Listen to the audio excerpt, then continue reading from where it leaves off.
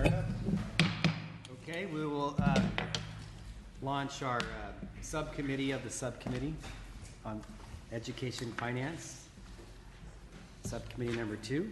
And today's hearing is a relatively light one, related to not talking about your issues are not light, but compared to other agenda items related to the California State Library and Hastings College of Law. So we will start with our state library system. Please come forward.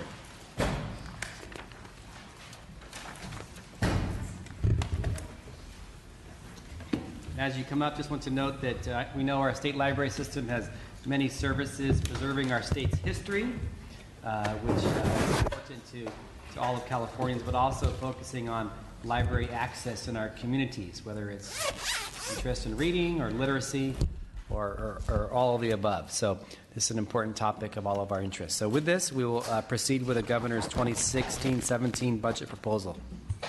Department of Finance. Good afternoon, Jack Wall, Department of Finance. I'll begin by providing an overview of local libraries in California and then explain our proposal related to regional collaboration and delivery of services. Public libraries are primarily funded by local governments and administered to meet the needs of their communities. Local libraries are funded by allocations from city and county general funds, dedicated property taxes, federal funds, and other sources. There are 183 library jurisdictions in California, with roughly 1,100 individual branch libraries. While that local focus is critical, the state enacted the California Library Services Act 40 years ago because it wanted to encourage collaboration across jurisdictions where appropriate and desired. The act provides funding to local libraries to meet that goal and established the California Library Services Board to oversee the operations of local libraries in achieving them. The board consists of 13 members, 9 appointed by the governor and 4 by the legislature. Our proposal for the California Library Services Act does 3 things. 1, it updates and modernizes the Act to reflect new ways to deliver services, particularly because of newer technology. 2, it provides $1.75 million in ongoing funding to the state's 9 regional library consortia to bolster cooperative services across the state. And 3, it allocates $3 million in one-time funding to the California State Library Services Board to distribute to those consortia for the purposes of spurring innovation in the delivery of library services and creating an infrastructure for new kinds of cooperation. The Act, initially written in the 1970s, does not take into account the major changes in computing and Internet access that are today not so new. New funding for the Act builds on the funds provided for broadband Internet access in recent years. This proposal adds a digital focus to the Act and folds providing digital materials to library patrons into its mission. Consistent with existing law, the $1.75 million of ongoing funding and the $3 million in one-time funding will be available to the California Library Services Board for allocation. The Act created the board for the responsibility of allocating resources to libraries to achieve its objectives. At its meeting in early April, the board heard testimony from local libraries and reviewed letters from the consortia outlining their spending priorities. The board voted to ask for proposals from the consortia that would create regional or statewide catalogs of shareable online resources, ease access to library resources, especially to students, through regional or statewide library cards, expand digitization efforts of local collections and make those documents available to the public, and develop public-private partnerships to expand access to and information about services provided by libraries and other entities. This proposal represents a unique opportunity for the state to modernize its relationship with local libraries and to work with the state's regional library consortia to stimulate innovation at the local level. Thank you. Thank you. LAO? Before that, let's take the roll real quick. Mr. McCarty. Here. Mr. Chavez. Here. Mr. O'Donnell. Here. Ms. Kim. Here.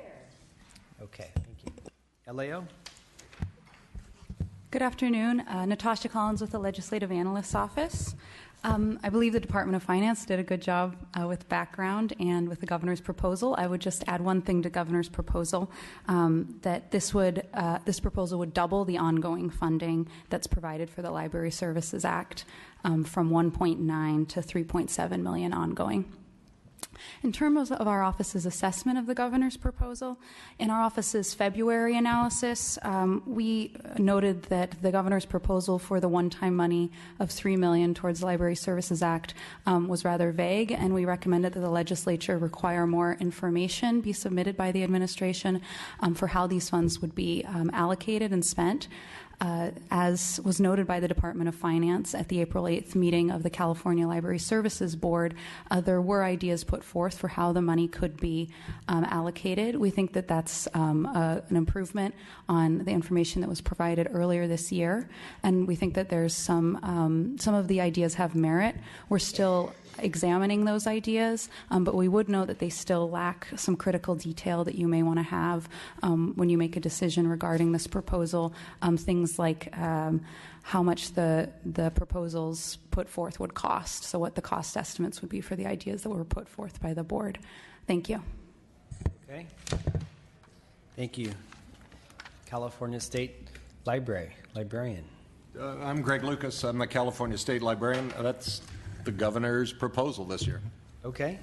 Did you want to talk at all on last year's budget and the increase that you received and kind of how it's going, especially with the literacy program?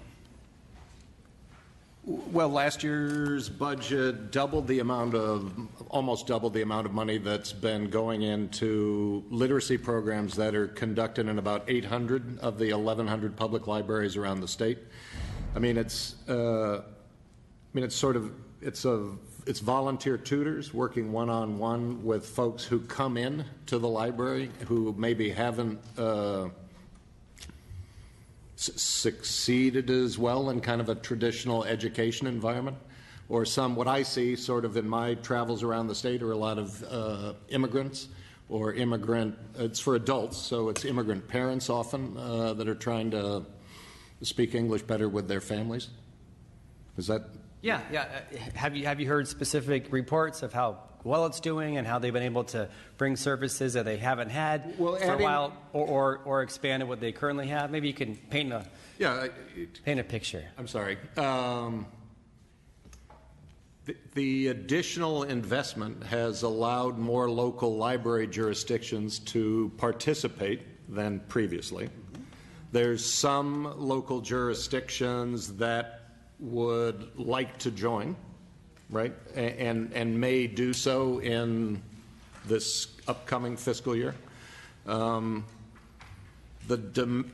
demand is out there, right? So the adding additional library jurisdictions, finding more volunteer tutors has been able to reduce the statewide waiting list to some extent, but the waiting list isn't, it's often a person looking to find a volunteer tutor. I'm having trouble saying it, but it's sort of like the learners are in different places than the availability of tutors allows. And so, we've been discussing with local libraries the potential of maybe you could do some of this, right, sort of, the way they do telemedicine, for example, right? So that maybe some of these services could be provided, through telecommunications, so that you could take a place where there's enough tutors, volunteer tutors, and help a learner in a location where that isn't necessarily available. Okay. Thank you. Mr. O'Donnell? Yeah, my questions are regarding the Career Online High School Diploma Pilot Program. And that was something that no one saw in the budget last year, I guess, until it kind of popped up at the end of the exercise. But they're using certified, not credentialed teachers. And I guess we're contracting with a virtual high school firm out of Florida. Do we have any data? And do we have any money? Any money in the budget this year for that program? No. It's a pilot program, as you just pointed out. So, we're still, basically the program that you and the other members of the legislature approved last year bought I've forgotten, it's 870 seats, it's in that range. Yeah. And so those allow persons to participate in the program through their local public libraries. It's a program that previously the state had begun in 3 large library jurisdictions, LA Public, LA City, Sacramento, and San Diego, I want to say, was the third. And so we'd taken a look at some of their experience, and it's extraordinary, right? What's the finite group of people who can be helped by a program like that? I mean, it's extraordinary to see some of the success stories. The quality of their diploma is in question because they're not necessarily an accredited school. It's in Florida, from what I understand. Well, so that's the feedback I'm hearing from the LEAs, the local education agencies that saw these pop up, in my city. And say, hey, just so you know, real quick, just so you know what I heard was, hey, the quality appears to be dubious. So you might have a diploma, but it doesn't mean it's worth anything because the accreditation, it's not WASC accredited or some other accrediting agencies. And so, they kind of felt like, wait a second here, our city's getting in the education business. Do they really know what they're doing? Are they producing a credible product out of some firm in Florida that apparently has a questionable past with regard to success? Well, I'm not sure what organization in Florida you're referring to with a questionable past.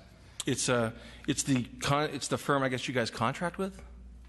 Well, the program is conducted through an outfit called Gale Cengage, which is a national. They offer a variety of services that are used by public schools and libraries. You see what I have here? I have advanced also Florida Virtual Academy. That's what I have. Well, I have very poor outcomes. Which has a record of very poor outcomes for students. I'm happy to talk to you. That's what I have before me. So maybe you have different information that I need to hear. Well, the short answer to that is yes. I mean, we examined sort of these questions, right, in deciding whether to do a pilot project on this or not. And, like I say, as part of the pilot project process, it would be to answer those sorts of questions. Mm-hmm. The data that we have that sort of led to this experiment on our part isn't what – I'm not familiar with what you just read. Okay. But the short answer for you, Assemblyman, is I'm happy to talk to you at any time for as long amount of time as you would like about this program and answer your concerns. Great. And I'm sorry that our responses to the 9 questions you sent over didn't address those. Great. Thank you. Okay. Thank you, Mr. O'Donnell. Ms. Kim. Thank you. In reviewing our analysis and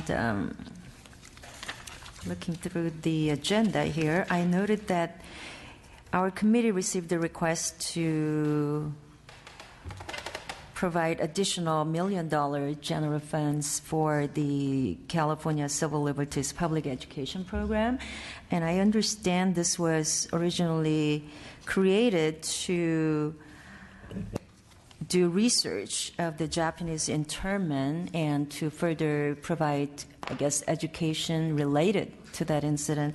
So could you tell me what this new $1 million request will be used for, and what will this do in terms of, I mean, is it to continue to do the research? Because the research, I understand, is already done. The information already there, right? So what would the $1 million request do?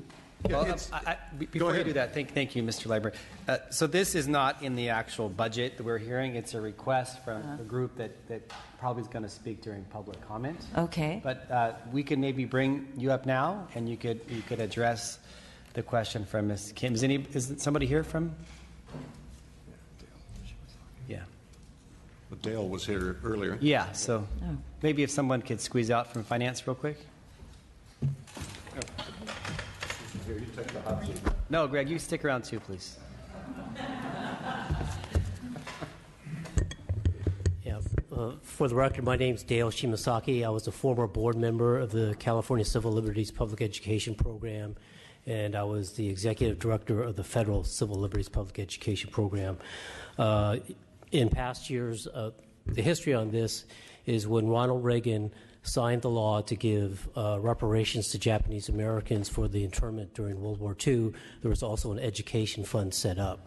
That education fund had $5 million to educate the public about the lessons learned from the incarceration during World War II. It was a national grant program. I was appointed by the board to serve as the director of it. And when those funds ran out, there was legislation here in California to continue a California program that ran. And it originally had a 5-year sunset date, and then the program had the sunset removed, and they continued funding for it. The funding ran out, and it was not continued when the recession hit, and I think in about 2008 or 2009. The reason the Civil Liberties Public Education Board is asking for a reconsideration of some funding for the project is that in recent years there's been a heightened incidence rate of acts of discrimination, and there's been a lot of statements made by a lot of public officials about regarding the incarceration, but in the wrong context, saying that the incarceration was justified and it was an appropriate thing to do, which was counter to what the act of Congress was and what President Reagan signed into law. The grant, it would still be a grant program if you reinstated the program. It would not necessarily be used for research. It would be used to take what research is already there and share it with the wider public through public forums, videos and films, through education programs in the schools. There's Day of Remembrance programs that are conducted every year, and that's the kinds of things we would see for the grant program if you chose to reinstate it. And then Ms. Kim?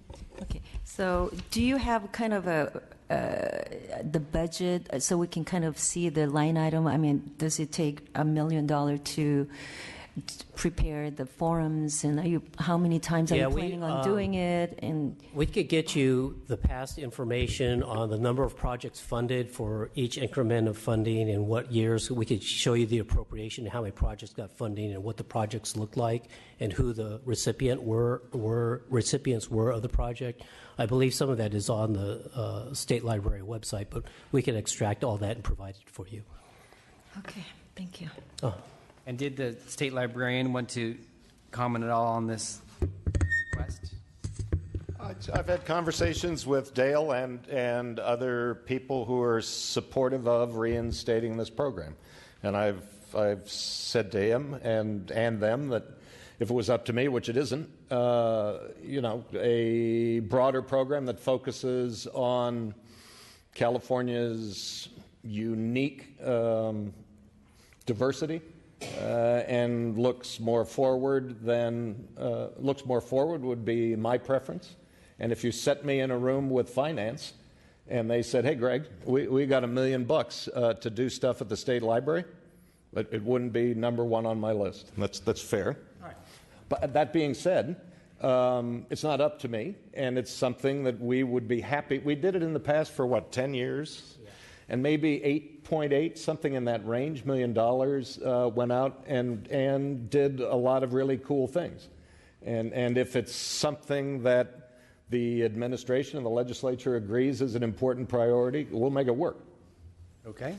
Thank you for your response and for your candor. Okay. Hearing no questions, we will hold this issue open, the entire issue of the state library. If I may, Yeah. Mr. Chair, just sitting here, I was thinking, you might, rather than hearing it all from me, you might reach out to Glenda Williams at the Long Beach Public Library that's a participant in that program. So, I'm more curious. Unless you have already. At this point, I'm more curious about the state's role. I mean, it didn't really, as I understand it, it didn't appear till the very, very end of the budget process. So there wasn't a real opportunity to question it last year, even understand it, because we know how the budget process sometimes works around here. Let's sit down with Rick at your convenience, and I'm happy to answer. And I appreciate that. And I guess the big issue too is this was one-time money. It was a pilot, and that's what a pilot is trying to figure out what happened and did it work well. And so I think that, And Mr. Chair, quality too. yeah, and what the impact was. You know, did we get our bang for our buck? And so whether it's our Sacramento library or others, I would encourage individuals to report back to us, because maybe we want to look at this in the future, maybe we don't. I think that the issue we're trying to focus on is the number of individuals who don't have a lot of education post high school, and try to, you know, get them trained and back in the workforce and so forth is an important issue that we'll continue to address. So with that, we'll hold the state library budget open and proceed now to the Hastings College of Law.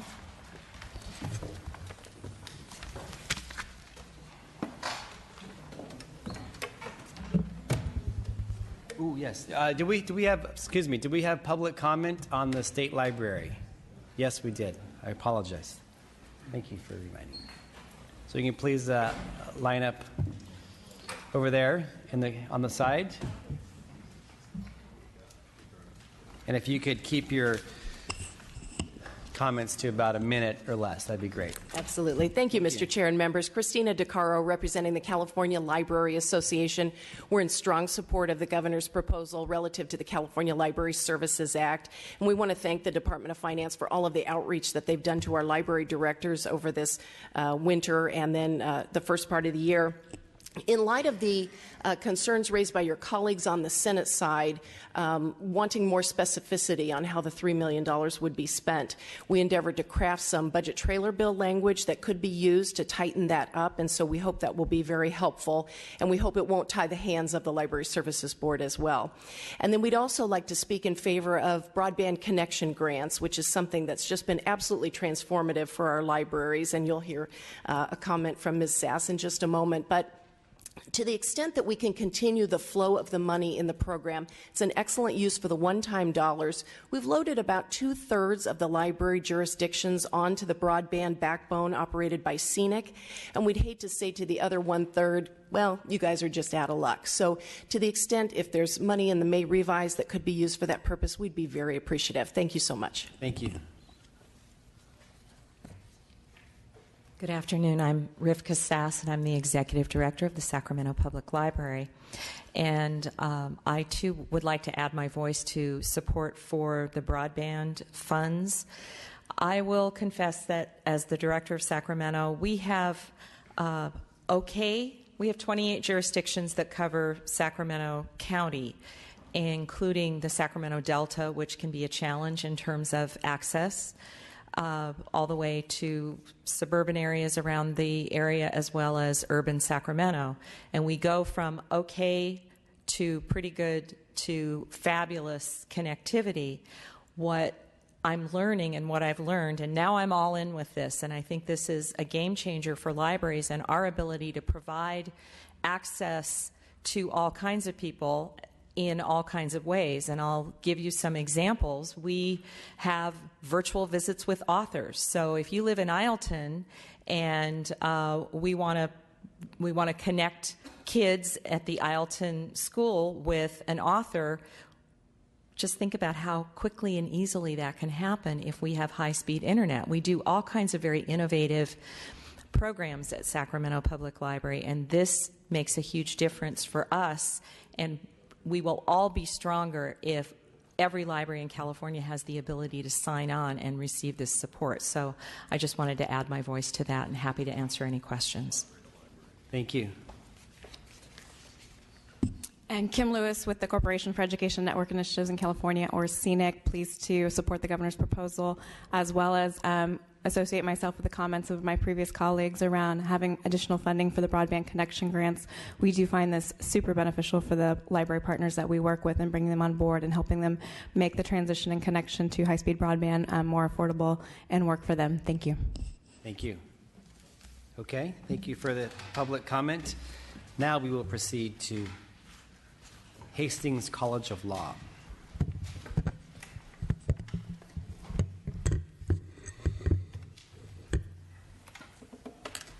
Good afternoon, Brianna Bruns, Department of Finance.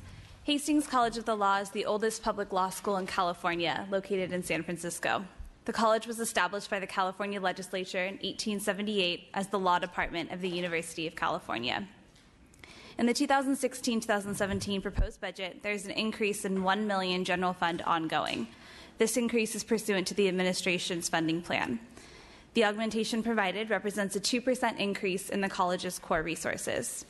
Tuition will not increase in 2016-17, and full-time enrollment is projected to be 879 students. I'll be happy to answer any questions you may have. Okay, LAO. Paul Golozewski with the LAO. We continue to have concerns with the governor's approach of providing unallocated funding to Hastings and essentially allowing Hastings to set its own spending priorities. I'll discuss 3 areas of Hastings' budget where we think the legislature might want to focus on this year. The first is enrollment, the second is financial aid, and the third is deferred maintenance. If you turn to page 6 of your agenda, there's a figure at the bottom that shows enrollment changes at Hastings for the current year, the budget year, and the prior year. Enrollment is Hastings plans to decrease resident JD enrollment by about 4% in 2016-17, and that continues a series of recent decreases in enrollment in recent years. We don't necessarily disagree with Hastings' decision to reduce enrollment. There has been a decrease in demand for lawyers, but we think the legislature might want to be more involved in setting enrollment goals for the law school. In the past, the state hasn't had an overarching enrollment objective for Hastings. It's left it up to Hastings to decide how many students to serve. But you could consider crafting a policy that looks at workforce demand, student demand for law school, or other factors, and be more directive in how many students you want them to serve. The second area I'll touch on is financial aid. While tuition has remained flat at Hastings in recent years, Hastings has been increasing financial aid, mostly in the form of tuition discounts. It's increased these by about 50% over the last 2 years. Most of Hastings' aid is merit-based, and it's increasing financial aid to try to attract more highly qualified law students and increase its law school rankings. Similar to enrollment, we think that the legislature might want to consider this area. It hasn't had an explicit goal in the past for financial aid at Hastings. But you might want to consider whether or not you agree with Hastings that increasing spending in this area is a high state priority to attract better students. The last area that I'll touch on is deferred maintenance. The governor is proposing $2 million for Hastings deferred maintenance. It's part of a broader plan that he has to address deferred maintenance at state agencies statewide. We have 2 main concerns with the governor's proposal. The first relates to the amount the governor is proposing for Hastings deferred maintenance. The $2 million that he proposes would address about 25% of their estimated $8.5 million backlog. Proportionately, this is much higher than what he's proposing for other higher education agencies. So, for example, for UC, his proposal would only address 3% of their backlog. The administration has cited some factors that it considered in how it's allocating funding across agencies, but it hasn't articulated exactly how it weighed these various factors or why it believes addressing Hastings' backlog is a higher priority than, say, UC's backlog. And our second concern with the governor's deferred maintenance proposal relates to the specific projects that Hastings would undertake. Hastings submitted a preliminary list of potential projects in January, but just a few days ago, the administration submitted a more specific list of which projects they would undertake. We're still reviewing the new list, but we would note that some of the projects on the list are not necessarily deferred maintenance. So, for example, there are some projects that are replacing lighting or replacing faucets to improve energy conservation, which may be laudable, but they're not necessarily deferred maintenance. And there's other deferred maintenance needs in higher education agencies and statewide.